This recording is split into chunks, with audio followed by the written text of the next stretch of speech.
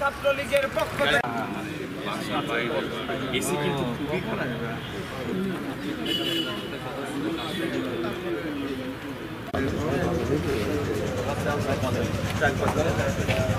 সে তার কার্যক্রমের অংশ হিসেবে আজকে আমরা বড় এখন পর্যন্ত কোয়ালিটি ওরকম দেখতে পাওয়া যায় যে এই ধান এবং চাল সংগ্রহ শুরু হয়েছে সরকারি না। হ্যাঁ, মাঝে মধ্যে দেখা গেল যে এই চালটা 3 বছর পরে যদি দেওয়া হয়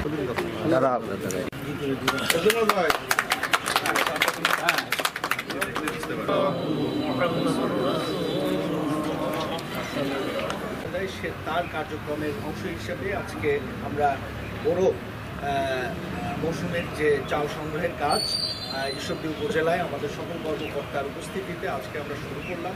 আমি আশা করব যে এখানে কৃষকেরাও যেভাবে একটি নিরাপত্তা পাবে যে না আমাদের আবাদকৃত খাদ্যশস্য সরকার সঠিক দামে এবং সঠিক উপায়ে নেবে।